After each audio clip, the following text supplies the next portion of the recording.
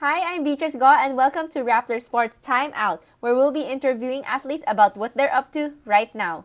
Today we will be talking to Maxine Esteban, a Philippine national team fencer who has been making the most out of her quarantine by taking 9 Ivy League online courses and starting a fundraiser for the frontliners with her family.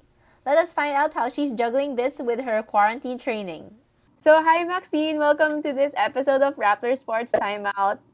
Thank you. Thank you for inviting me. Yeah, and you have been pretty busy in this last 2 months. So how are you holding up? At first, it was very hard because I was really used to a busy schedule. Like it was very unusual for me to wake up so late and then, just lie down and do nothing. But then I got used to it naman because like the first few weeks of this quarantine, I was still doing my online classes with Ateneo. But then since they decided to pass all of us, like it became more chill. I was really just doing nothing. So my coach started sending me like workouts that I could do at home, and my sisters and I started this fundraiser because we saw like Heidel and Diaz was also doing it, and we were really motivated to do it. So yeah, we started the fundraiser, and thankfully naman we were able to raise a lot of money in such a short period of time, and like we were so thankful talaga with all the donations that we got. And after that, parang my mom started like receiving so much forwarded messages of the Ivy League schools. Like they were offering a lot of online courses that we could take. So I tried one first, and then I found it really really interesting. So I told my sister to try it also, and then like we both found it really interesting. So we enrolled in more courses until I was doing 9 courses simultaneously. Yeah. Yeah, and they're mostly business courses. Are they related to your course in Ateneo? They are naman because my course in Ateneo is management engineering, and like the other courses kasi it was more like there were some courses like they were offering uh like English, and I'm not interested in English, so so I don't want to sign up to that. And there were also some like coding, but then it would be hard for me like to learn coding if there was nobody like beside me talaga physically. So my cousin told me like he thinks that it's a good idea, like a better idea to sign up for like the business courses. So I did that. Yeah. I see. And you've been wanting to take these online courses ba? Or is it just like spontaneously like you jumped into it? No naman. Like, I just really couldn't think of something I could do to make myself productive. And parang, I didn't, since I was used to having a lot of workload in Ateneo, I really wanted to keep on learning this quarantine. Like, I didn't want na if I go back to Ateneo, like, to study, like, I would, have that mentality na parang I'm still in that vacation mode. So, Mm, yeah, I wanted to keep on learning. yeah, makes sense. So how can you apply for these courses? There's a link. I posted it on my IG highlights because a lot of people have been asking me in. So I posted it like the whole process in my Instagram account. I see. So these are all free. Yeah, the courses are free, but the certificates aren't. Like you have to like the prices vary depending on the course you take. But then you can also apply for financial aid if you want. Oh, okay. So what can we expect naman from these online courses? Like the one I took, personally, I really love the introduction to negotiation. Like it's my favorite because it was the first one I took, and I was really like so excited to take it. So yeah, it was really nice, and the professor was really engaging and very fun. Like he's not boring, and like we had a lot of tests, and we even had like video calls with the other students on how to like properly negotiate with other people, ganon. And the workload was actually kind of heavy for that course compared to the other courses. But yeah, I really recommend it because it's really nice, and you'll really learn a lot. But you haven't taken any online course before, or have you No, I in the past? haven't. Yeah, Oh, no. okay. And then so the format is like you can break out into groups then like a usual business class, is it? No, like there's like this test kasi that you have to have a partner in the course. It can be someone you know or someone you don't know, but she has to be in that course also. And like you have to make this video that parang you're like negotiating with each other, and then they gave you a case, like a case that you have to like pretend you like you're this role, and then they'll give the other person the other role naman. So yeah. Yeah, and the people who actually attend these online classes, they're from all over the world, so you get to meet people pa. Yeah, yeah. There are actually millions of people who enrolled in that course. Like you could see. And once you parang finish the video, you have to post it and then everyone will see it. Like all the students will see it also. Oh, okay. So it's like unlimited slots then. Yeah, yeah. Wow, interesting. And then from what you've learned naman, well, 9 courses. So how will you use what you've learned naman in maybe the next few years? Well, I think right now because since the pandemic is happening, like everything is gonna go online na. Like most of the businesses will have to depend on websites and stuff. So for me and my sisters, we wanted to open this business and selling like like this machine that uh emits like UV light to kill all the bacteria. Yes, the So one for the phones, right? Usually to yeah, disinfect. yeah, Is that yeah. yeah. Yeah, like you just put it in your room and then it will kill all the bacteria using UV light.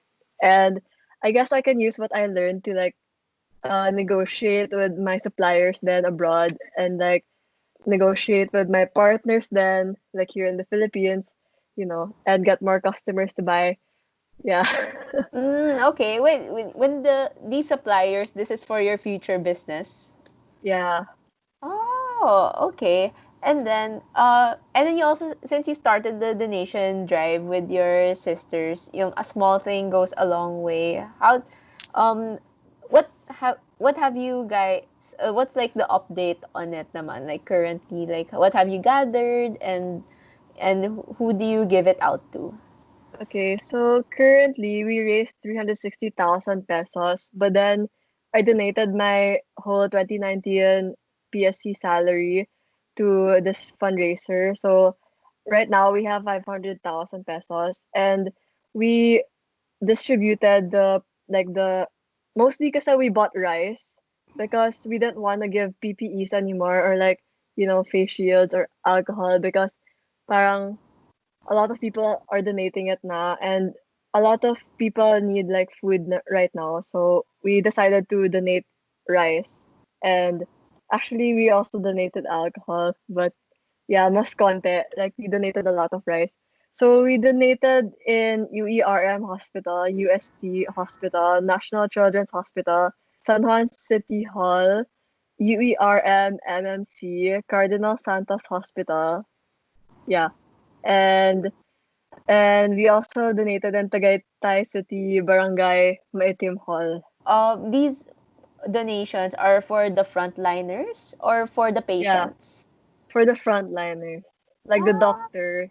Yeah, because my dad is a doctor kasi, so he has lots of friends in UERM, and they told us na they don't really need PPEs right now, and like they need food mostly. yes, at least may insider ka to tell you what they Yeah, actually need. And then you and also, yeah. yeah.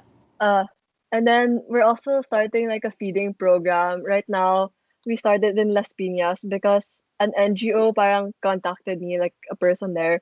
They said na they really needed food and parang alcohol and stuff like that. So we started this feeding program to feed 200 people. Like, and yeah, so after that, if there are more people who need, then we can also provide them food. Okay, so, but are you the one going out to No, do the no, no. feeding room? No, I'm just providing the funds, and then my mom's friend is doing the feeding program for them. Oh, okay. So you're the facilitator. Yeah. Ganon. Yeah. And then, so yesterday, I saw your paintings. They're so nice. Yeah, they're No, very like, they're not. they're very like Van Gogh. Yeah, because Yeah, I Van don't Gogh know how style. to draw.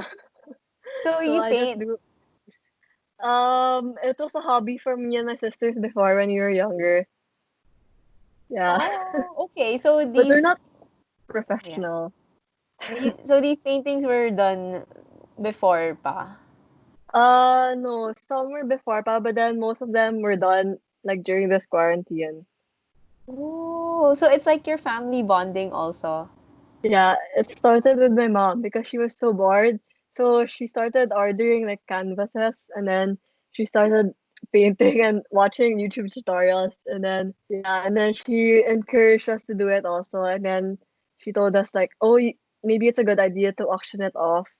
Yeah. You also said that you've been juggling your schedule with training pa. So Yeah. what's your day to day like now? Well, it's cause I got a new coach. Like he's a foreign coach. He's from Italy, and he's considered the best coach in the world because he produced 16 Olympic medalists. So the pressure on me is really high every time. So like he sends me footworks, like what to do at home, or like videos of like an Instagram kasi this world champion always posts videos of herself like doing footworks, ganon, and he sends it to me. He tells me like, oh, do this and do that.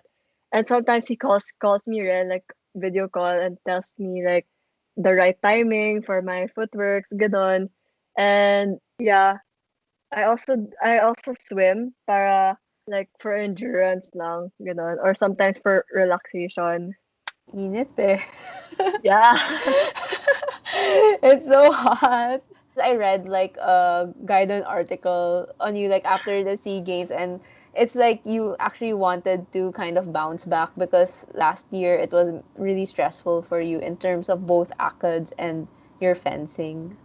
Yeah, it was really hard because like like all of the national team members like who participated in the Southeast Asian Games, they filed a leave of absence to train for the Southeast Asian Games, except for me.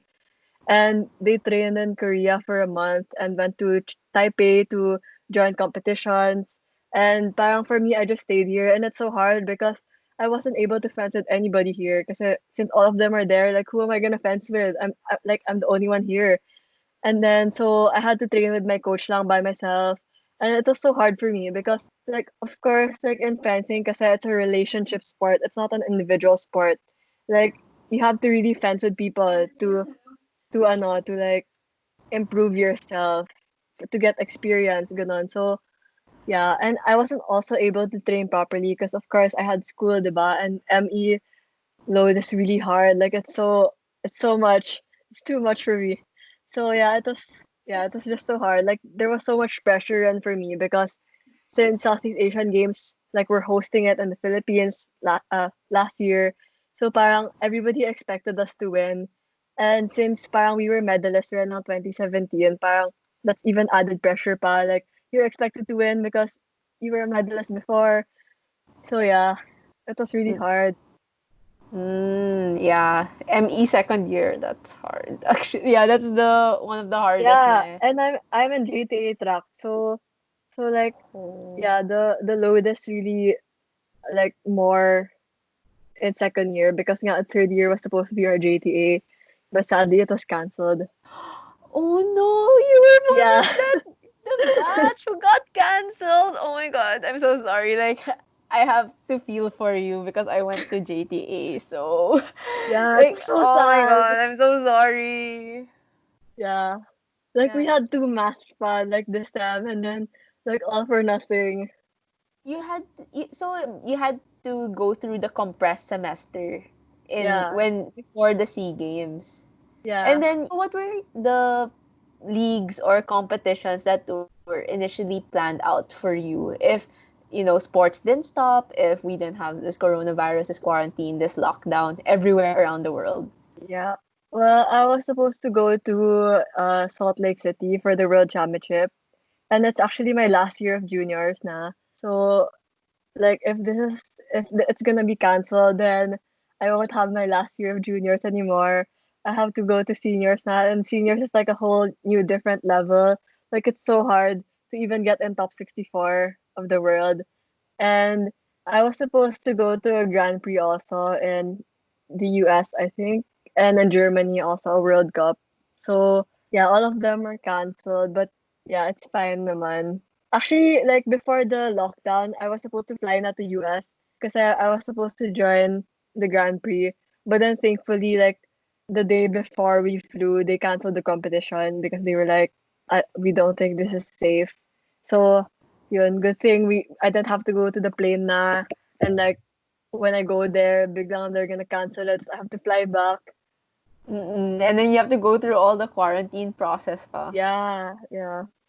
Oh my gosh, that's so stressful. So, what's your outlook naman for this 2020? Because as you've heard, diba, PSC is canceling all their national sporting events, and then parang UAP also this year was first Can semester, diba? Yung sa yeah. last year, yeah, so it was canceled this year, like yung remaining sports were canceled, and like we don't know if it will resume pa this year. Yeah.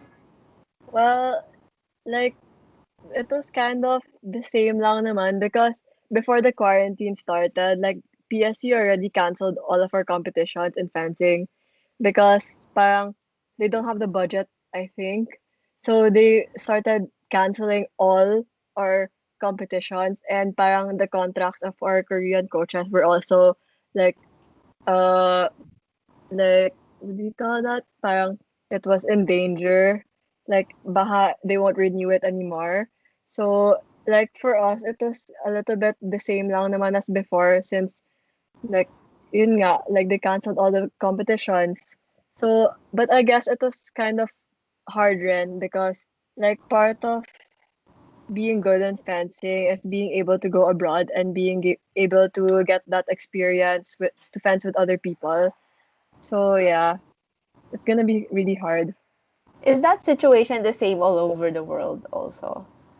Like they That cancel they're all the competition. well, they cannot the fencers now when they Ah yeah, train, they cannot fence with yeah, each I other. think so.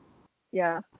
I mean, I asked some of the fencers kasi abroad. I was like, "Oh, do you guys train na and stuff like that?" And then they told me no, they're not training. They're just at home studying daw. So yeah. Oh But no. then So I you have heard in Chinese Taipei like they're still training because like it's really safe there at yeah. yeah. Good for them. Buti na lang. Also in Korea maybe? Yeah. Yeah. Also in Thailand, I think they're also training pa rin.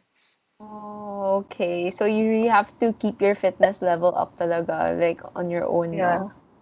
no? And Oh, okay. the Olympic qualifiers hasn't like pushed through in Asia.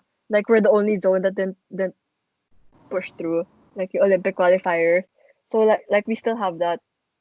Okay, so that's what you're training for right now. Yeah, also the World Championship if ever it pushes through. When was it scheduled to happen? Uh July, I think. Wow. So near No, na. not July.